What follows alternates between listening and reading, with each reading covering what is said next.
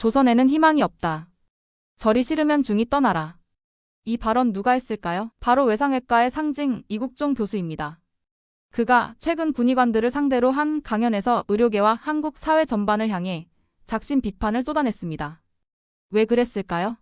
단순한 푸념일까요? 아니면 구조적 붕괴를 알리는 경고일까요? 지금부터 그 강연의 핵심 내용을 풀어드립니다. 2025년 4월 14일 충북 괴산 국군대 전 병원장이자 외상외과의 대명사 이국종 교수가 군의관 대상 강연에 나섭니다. 그는 서두에서 오기 싫었다. 병원까지 찾아온 교장의 요청을 거절할 수 없었다고 밝힙니다. 하지만 강연이 시작되자마자 분위기는 심상치 않았습니다. 단순한 강연이 아니라 그의 고통과 분노 그리고 절망이 고스란히 담긴 고발이었습니다. 이 교수의 발언은 충격적이었습니다. 조선 반도는 입만 터는 문과놈들이 해먹는 나라다. 한평생 외상외과에서 일했지만 바뀐 건 하나도 없었다. 내 인생은 망했다.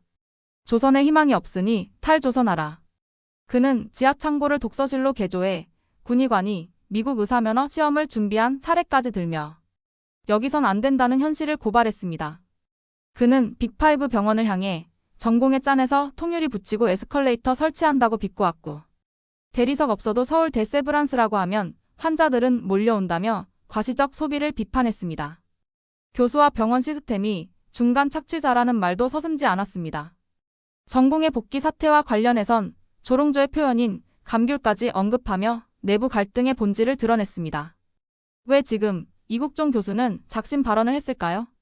이번 발언은 단순한 감정의 폭발이 아닙니다. 그건 수년간 쌓여온 그리고 이제는 더 이상 외면할 수 없는 의료 현장의 절규입니다.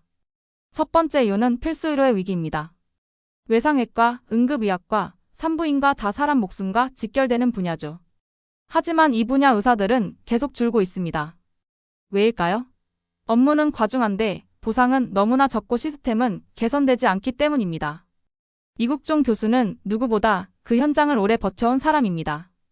그가 말한 저절은 그 개인만의 문제가 아니라 구조의 문제였던 겁니다. 두 번째는 정부의 의대 정원 확대입니다.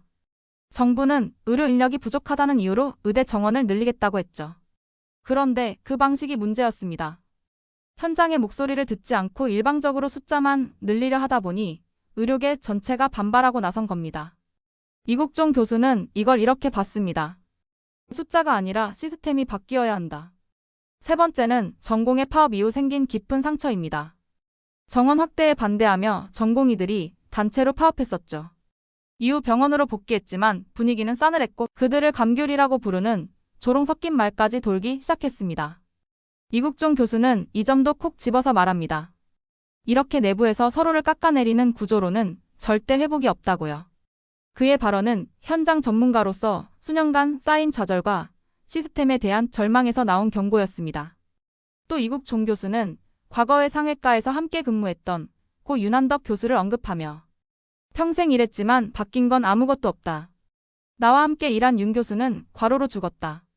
너희는 저렇게 되지 마라고 말했는데. 국립중앙의료원 중앙응급의료센터장이었던 윤한덕 교수는 2019년 2월 4일 설 연휴에도 병원에서 근무하던 중 사무실에서 심정지 상태로 발견되어 사망했습니다. 당시 그는 가족과의 기성계획을 미루고 응급의료체계 공백을 막기 위해 연휴 내내 병원에 머물렀습니다. 윤 교수의 사망은 단순한 개인의 비극이 아니라 한국 의료 시스템의 구조적 문제를 드러내는 사건이었습니다. 근로복지공단은 그의 사망을 업무상 질병으로 인정하며 사망 전 12주간 주 평균 118시간 42분, 발병 전 1주간은 129시간 30분의 근무를 했다는 조사 결과를 발표했습니다. 이는 과로 기준을 훨씬 초과하는 수치로 윤 교수는 연휴를 포함해 휴일 없이 주야간 근무를 지속하며 극심한 업무 부담에 시달렸습니다. 윤 교수의 사망 소식에 보건복지부와 국립중앙의료원은 충격과 애도를 표했습니다. 보건복지부 관계자는 응급의료 현장의 목소리를 정책에 반영하기 위해 항상 노력한 분이라며 그의 헌신을 기렸습니다. 의료계에서는 그의 죽음을 계기로 과로에 시달리는 의료진의 근무 환경 개선과 응급의료체계의 재정비 필요성을 강조했습니다. 그렇지만 이국종 교수의 작심 발언처럼 윤한덕 교수의 사망 이후에도 필수의료 분야의 인력 부족과 과로 문제는 여전히 해결되지 않았습니다. 이국종 교수의 발언을 들으며 이런 생각이 들 수도 있습니다. 우리만 이렇게 힘든 걸까? 다른 나라는 어떻게 필수 의료를 지탱하고 있지? 그래서 준비했습니다. 일본과 독일 두 나라의 필수 의료 운영 시스템을 살펴보겠습니다. 일본은 전국에 고도응급 의료센터를 설립하고 정부가 직접 예산과 인력을 보장합니다. 의사 한 명에게 과도하게 부담이 쏠리지 않도록 시프트제가 철저히 운영되고 응급환자 수송 전용 헬기 닥터 헬기도 국가가 운영합니다. 무엇보다 주목할 점은 의사 인건비뿐만 아니라 병원의 시설 운영비도 지방 정부가 분담한다는 것. 즉, 민간 병원에 맡기지 않고 공공 인프라로 필수 의료를 지킨다는 거죠. 독일은 중증 외상 환자 치료를 국가 안보 수준의 문제로 간주합니다. 대학병원 중심으로 전국 외상치료 네트워크를 구성해 응급 환자가 발생하면 가장 가까운 외상센터로 자동 분배됩니다. 또한 외상센터 운영 병원에 대해선 정부 보조금과 지정병원 인센티브가 함께 지급됩니다. 그 결과 외상외과 의사는 헌신의 아이콘이 아니라 국가가 보호하는 전문 인력입니다.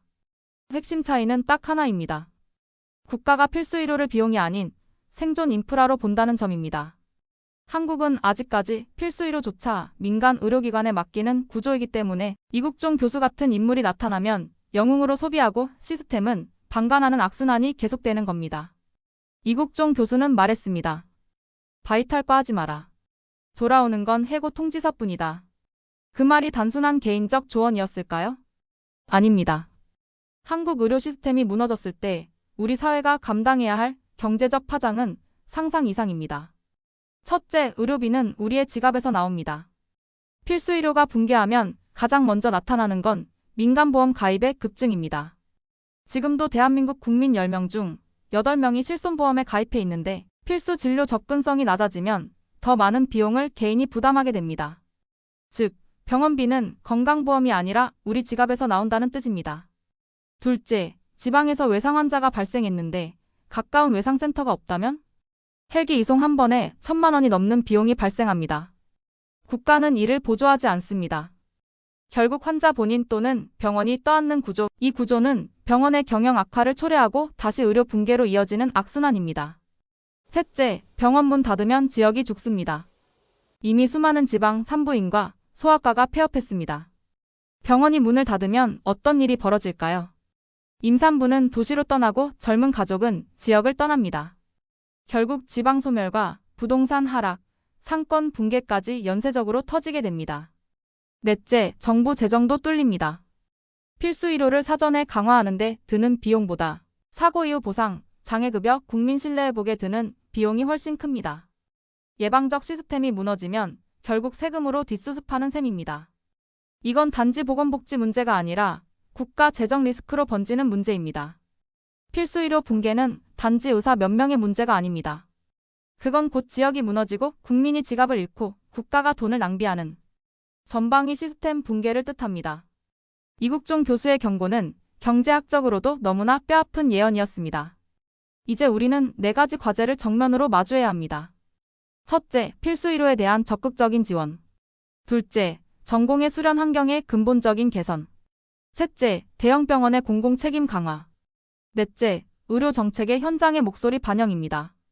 그리고 가장 중요한 건 의료를 더 이상 소비재로 보지 않고 국가를 지탱하는 인프라로 바라보는 관점의 변화가 필요합니다.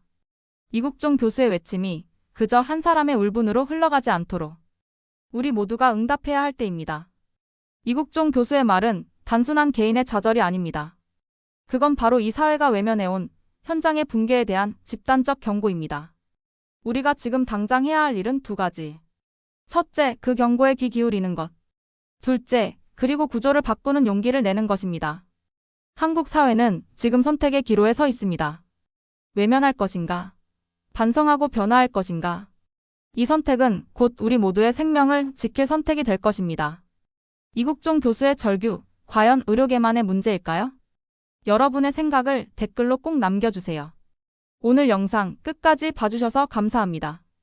구독과 좋아요는 더 많은 이야기의 시작입니다.